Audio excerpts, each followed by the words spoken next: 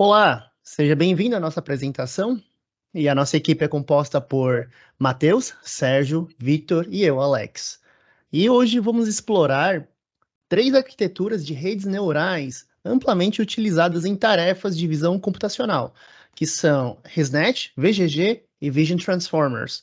Essas arquiteturas desempenham um papel fundamental no avanço da capacidade das máquinas em compreender e processar informações visuais de forma eficiente. E, claro, vamos mergulhar em cada uma delas e entender, né, as suas características distintas. E vamos começar pelo ResNet, que, começando com ela, essa arquitetura revolucionou no campo de visão computacional ao introduzir o conceito de aprendizado residual.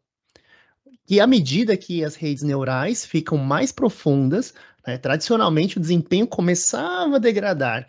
E a ResNet aborda esse problema aprendendo as diferenças residuais entre as camadas. E em vez de tentar aprender diretamente as características das imagens, ela aprende a diferença entre as camadas e ativações anteriores. E são adicionadas também, né, a essas diferenças. E essas abordagens, né, que se tornou um tanto inovador, facilitou até demais a passagem da informação pela rede, o que permite treinar, né, a rede de forma extremamente profunda, com um desempenho bem mais aprimorado. E aí agora também vemos a parte do VGG, né, que agora ela se destaca por sua estrutura mais simples e profunda. E a VGG empilha várias camadas convolucionais, umas sobre as outras, né, seguidas por camadas totalmente conectadas para a tarefa de classificação. E essa estrutura uniforme torna a VGG muito mais fácil de entender e implementar. E apesar da sua simplicidade, a VGG é capaz, né, de aprender características complexas nas imagens, tornando uma escolha popular para muitas aplicações de visões computacionais. E, e agora, em terceiro, né, que é Vision Transformers, né, por fim, chegamos ao Vision, né, Transformers, que é uma abordagem mais recente, né, inovadora para o processamento de imagens. Essa arquitetura, ela adapta o conceito do Transformers amplamente que já é utilizado no processamento de linguagem natural, né, que é para tarefas de visão computacional. E aí vamos falar, né, em vez de Vision Transformers, vamos falar de, né, como fosse um VIT, né? O VIT divide as imagens em patches e aplicam transformações lineares e operações de atenção para capturar as relações entre esses patches, né? Essa abordagem baseada em atenção, ela permite que eles capturem informações contextuais importantes em imagens, superando as limitações das operações convolucionais tradicionais. E aí o VIT também tem ganhado destaque recentemente, né? Mostrando resultados impressionantes em diversas tarefas da visão computacional. E, em resumo, né, fazendo a síntese, a ResNet ela introduziu o conceito de aprendizado residual. A VGG se destaca por sua estrutura simples e profunda, e a VIT, né, e os Vision Transformers são abordagens, né, que utilizam transformações lineares e atenção para processar, né, a imagem em patches. E cada uma dessas arquiteturas tem suas vantagens e pode ser usada dependendo das necessidades específicas do problema em questão. E à medida que a pesquisa avança, né, novas arquiteturas e técnicas vão enriquecendo esse campo da visão computacional. E aí permitindo que as máquinas compreendam cada vez mais esse mundo visual, né, que nos cerca, que nos rodeia. E aí, bom, espero que a gente consiga, né, fornecer, né, uma visão mais abrangente sobre as arquiteturas, né, do ResNet, VGG e Vision Transformers. E agora vamos passar para o Matheus dar continuidade. Então, valeu, Alex, pela apresentação aí. Eu vou apresentar a parte aqui da implementação da arquitetura VIT. E já começando aqui, eu deixei comentado aqui algumas bibliotecas que a gente precisa para executar. Isso aqui foi executado localmente, mas se quiser executar no Colab, pode só comentar aqui e baixar o dataset. Beleza. Aqui a gente já começa com a semente aleatória, né, que a gente precisa para a reproducibilidade dos experimentos. Então, temos aqui outra biblioteca nova, que é o datasets, que não é comum, a gente para carregar de cara aqui já o nosso dataset de flores, né? Esse dataset, ele contém em torno de... ele contém, na verdade, 7 classes de flores, cada uma contendo a mesma quantidade de amostras, né? Então, a divisão foi feita em treino, validação e teste, com proporção 70%, 15%, 15%. Isso está mais descrito com detalhe lá no artigo, né? Beleza, aqui nós temos as nossas classes de flores, 7 classes. Aqui também, só atribui um ID para cada uma, né? E aqui tem um breve toy image, no caso, né? Que seria só uma imagem para a gente testar aqui como que funciona a questão da VIT, da divisão em patches, né? Como o Alex explicou, a gente tem que dividir, então, a imagem em patches para poder fazer o positional encoding e depois para ir para o encoder do transformer, né? Então, como isso é feito? Se a gente fosse fazer pixel a pixel, provavelmente seria muito computacionalmente pesado, né? Porque cada pixel teria que relacionar com o outro, né? Então, isso seria inviável. O que a gente faz? Divide em patches. Por exemplo, se a gente quiser dividir aqui 48 por 4, daria patches de 12, né? Então, 12 pixels seria... Na verdade são 4, são 16. Aí aqui, o que a gente faz? A gente utiliza, então, essa convolução justamente para dividir a imagem em patches, né? Então, após a divisão da imagem em patches, o que a gente vai fazer? Vai começar a tokenização. Não sei se vocês têm em português, mas estou colocando agora. Então, a gente vai fazer isso aqui, de definir os tokens. Aí vai ter os tal dos patch embeddings, né? Então, a gente vai fazer o embedding dos patches especificamente. E após isso, a gente vai fazer a codificação posicional, que é o positional embedding, né? Que a gente explicou lá na arquitetura transformer, que a gente precisa saber a posição específica de cada pixel, no caso aqui. Lá seria a palavra. E a gente faz isso aqui. Beleza. Após isso, o que a gente fazer? A gente vai carregar, então, o modelo VIT, né, lá da biblioteca Transformers, e vai carregar os pesos também, que foram treinados lá na dataset de ImageNet. Então, a gente vai carregar isso aqui, vai fazer um testezinho básico aqui e ver qual que é o output, né? Outro testezinho aqui, justamente definindo a imagem e vendo qual que é o output. Aqui a gente faz a mesma coisa que quando vai fazer o fine tuning nas outras redes, a gente só substitui a última camada na rede, né? Que no caso seria a saída com a softmax. E aqui é onde que realmente começa o código, né? Então, beleza. Então, o que a gente vai fazer? Carregar os pesos da bit base. Essa bit base tem 84 milhões de parâmetros, com 12 layers e 12 heads. Então, a gente faz a adaptação aqui do dataset, ou seja, normalmente a gente tem isso aqui no PyTorch definido, mas como a gente está carregando do dataset, que é outra biblioteca, a gente tem que fazer essa modificação. Então, aqui a gente já faz as transformações nos dados, né? Ou seja, a transformação que a gente precisa fazer aqui é só o resize, transformar em tensor e normalizar com esses pesos aqui. Normalmente, outros pesos são com outros valores, né? Para o VGG e ResNet, por exemplo. A gente já faz isso aqui. Beleza, após ter esse image dataset aqui, essa classe, o que a gente vai fazer? Vai fazer adaptação também com a VIT, né? Então, na VIT, a gente só vai substituir a última camada. Carregou o checkpoint com os pesos pré-treinados. E aqui a gente tem um classifier. No classifier, a gente vai ter esse hidden size aqui, que é o 780, alguma coisa lá, mais número de labels, que é o nosso número de classes, né? No caso aqui, 7. Só vai substituir isso aqui. O resto permanece o mesmo. Não precisa nem fazer o congelamento das camadas, porque isso aqui já é feito automaticamente aqui na arquitetura, na biblioteca Transformer, né? Aqui temos algum exemplo aqui. Então, partimos para o treino. Então, no treino, especificamente, o que a gente faz aqui? Primeiramente, ver se tem GPU aqui, né? No caso, tem. Carrega o modelo, define o critério aqui, no caso, seria a função de custo, que é a entropia cruzada, joga para a GPU, define o otimizador, Adam, e coloca os parâmetros aqui, model.parameters, né? E o learning rate. O learning rate está definido embaixo. Então, a gente carrega, então, os data loaders para treino e para validação. Aqui é justamente para definir a loss, né? Qual que é a menor loss especificamente, define como infinito a primeiro momento, justamente para pegar a mínima, né? Qualquer número vai ser menor que infinito. Beleza, aqui começa o treino, então. Então, o que a gente faz é o treino, carrega aqui a loss, no caso, e já calcula a curace, isso aqui, faz o backwards, no caso já começa o processo de otimização pelo gradient descendente, zera os gradientes e parte para validação, modo.eval. Mesmo aqui, o que muda é que não vamos ter mais otimização com o gradiente descendente. Beleza, salvamos os mínimos, printamos aqui nossas acurácias de treino e validação. E é isso aí. Aqui tem as variáveis, né, que a gente está definindo lá na função em cima. Número de épocas 10, turn rate 0.001, batch size 32. O batch size é tão pequeno aqui porque a gente não tem muita memória de VRAM, né? VRAM, no caso, né? Então acaba que a gente precisa de um batch size bem menor na VIT, né? Então aqui um treino de 10 épocas já é o suficiente para atingir a melhor acurácia da gente aqui, que é 98%. E beleza. E aqui a gente partiu, já terminou o treinamento, né?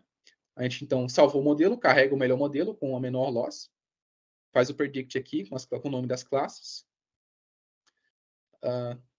E agora a gente vai para o teste, né? Que é o teste lá com 15%.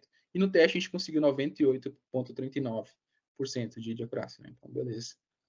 E aqui só estamos plotando mesmo a loss e a acurácia, né? Basicamente, passando bem rápido pelo código aqui, porque não dá para ir em detalhes, eu vou passar para o Sérgio, que ele vai explicar a VGG e a ResNet, né? Na verdade, é explicar um código e o outro vai dar para inferir, porque é quase a mesma coisa. Então, vai lá, Sérgio. Show de bola, Matheus, muito obrigado. Então vamos agora apresentar o nosso modelo da VGG 16, tá bom? E na primeira parte aqui do nosso código, nós temos as importações aí das bibliotecas. Então nós temos algumas básicas, né, aí de randomização, de tempo, a NumPy, que tem várias operações, funções aí de operações matemáticas, muito utilizada aí no Python. Tem a Torch e a Torch Vision, que são aí que são muito usadas aí nos nossos modelos de redes neurais aí para manipulação e várias outras coisas. No caso dessa Torch Vision, ela é mais usada para visão computacional. E ela tem esse pacote que é o Transforms, que não é a mesma coisa que os Transformers que nós usamos lá na VIT, tá? Essa aqui é simplesmente algumas funções de manipulação aí das nossas imagens, tá? Aí de redimensionamento, de centralização, de giro, tá? De transformar ela em um tensor, etc. Tá bom? Então, ela tem mais funções de transformação mesmo, tá?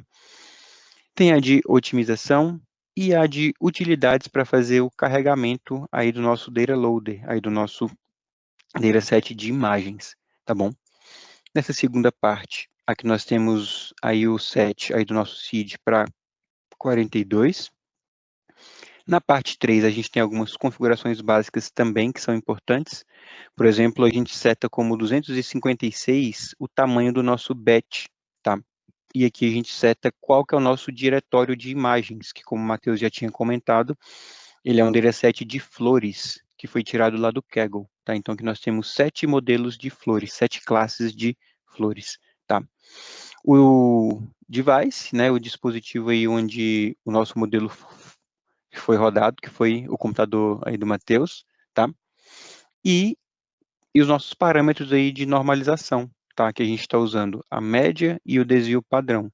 Os mesmos lá da VIT, porém com os valores aqui com os parâmetros diferentes, tá? Aqui a gente tem as funções de transformação e, de fato, aqui a gente vai carregar os nossos datasets aí nas 3 etapas, né? Etapa de treino, etapa de validação e etapa de testes, como o Matheus já tinha comentado também. Na de treino, ela foi utilizada 70% aí das nossas imagens, que dá mais ou menos 7.000 imagens, 7.100 e pouco.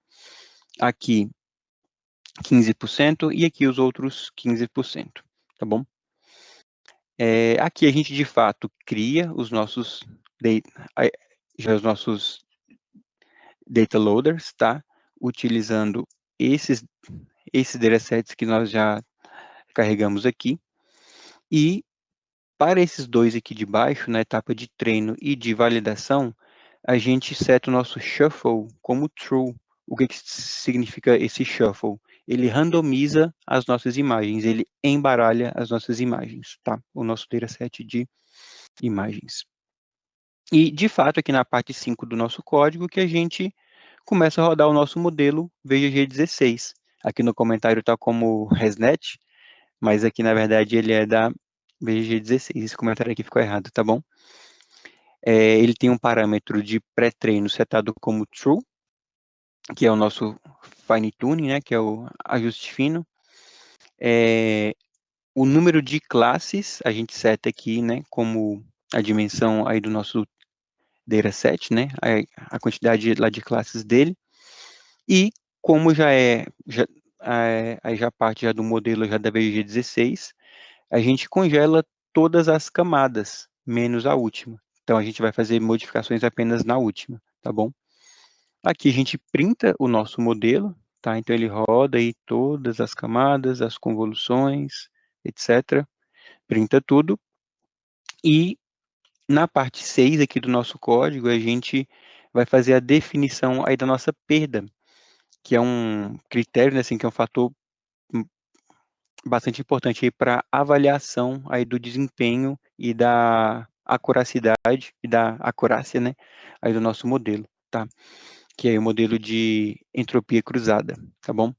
E a otimização foi a função de Adam. E na parte 7, de fato, a gente faz o treino do nosso modelo. Foram definidas 30 épocas, tá? A gente começa aí já é a nossa perda mínima como infinito, a gente usa aqui essa função aqui do NumPy, tá? Porque qualquer número vai ser menor do que o infinito. Então a gente já seta aqui já ele para começar como infinito, porque quando a gente começa a rodar aqui o nosso for, a gente tem aqui o nosso running loss e as outras funções aqui todas setadas como zero, para de fato, quando ele for fazer aqui os cálculos, ele vê qual que vai ser a nossa perda mínima, tá? Então aqui ele faz todos esses cálculos aí da perda, da otimização, e aqui ele salva o valor aí da nossa perda, tá bom? E isso ele faz para cada uma aí das épocas. Nós setamos 30 épocas, né? Então ele vai fazer isso 30 vezes. Por fim, nós imprimimos os nossos valores, né? Então aqui para cada linha a gente tem aí os valores obtidos em cada época, né? Por exemplo, aqui na primeira foi de 1.149, 0.724, etc., até a última época. E, por fim, nós temos aqui o tempo gasto para o treino aí do nosso modelo, tá bom? Depois a gente vai para a segunda parte, que é a de teste aí do nosso modelo.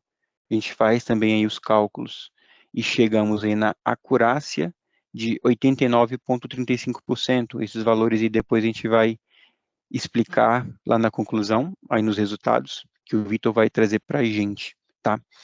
E aqui a gente tem alguns prints aí dos gráficos para explicar esses resultados, tá bom?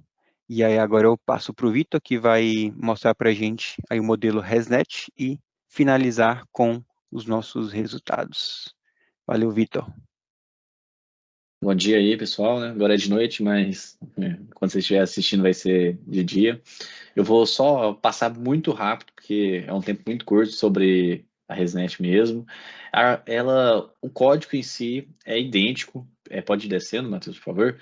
Ele é muito parecido, modificando quase nada. Ele só vai ter uma pequena alteração, que é na chamada da função que nós passamos a ResNet, em vez da VGG. Então, o que muda é a arquitetura de como as camadas foram treinadas. Então, por trás desse algoritmo é o que muda, né?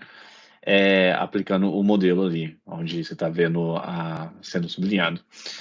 Mais isso mesmo, o restante é muito igual, o código vai estar disponível para todo mundo poder ver, qualquer dúvida vocês podem tirar conosco. Aqui, pessoal, é a tabela de métricas, né? A época não é uma métrica, mas é um parâmetro para treinamento, né? Percebes aqui que a ResNet e a VGG são treinados com 30 épocas, enquanto a VIT é com 10. Porém, a métrica da VIT foi usado 0, vários zeros e 1, enquanto aqui foi com 5, né? 0.000005. A acurácia é notável que a grande diferença, né? A performance da VIT, que foi de 98,39%, enquanto os outros ficaram na casa do 89%. Isso aqui entende-se que é pelo que o Matheus também explicou, né, falou, que ele vai conseguindo guardar cada bet, né, de forma melhor. O tempo de treino, a VIT foi superior, é uma arquitetura um pouco mais densa mesmo, enquanto a ResNet teve uma vitória em questão de tempo, e a VGG ficou parecido com a VIT. Então, se fosse para escolher um que você precisa de velocidade e uma performance razoável, eu escolheria a ResNet. Se fosse focando em acurácia, eu preferia escolher o VIT, até ter um treinamento mais do dobro de tempo, só que uma performance muito melhor, né? Ok. Aqui é nosso gráfico de loss da ResNet, da VGG e da VIT. Então, percebe que o treino e validação caminham bem próximos, né? Nesses dois casos. Aqui, como podemos ver, aqui está em outra escala. Então, parece ser maior, mas acaba que se fosse na mesma escala que essa, estaria vendo o gráfico bem próximo, né? E aqui, durante o treinamento, né? E a validação, a acurácia, né? Então, eles, do mesmo jeito, se comportam muito bem. São modelos que ficaram bem assertivos e a VIT realmente é a campeã. Infelizmente, não tem mais tempo, né? Temos que encerrar, mas foi um trabalho muito bacana. Todo mundo gostou muito de fazer. Aprendemos muito com isso. E é isso, pessoal. Até quem for fazer matéria semestre que vem com nós. Até em breve, então. Valeu!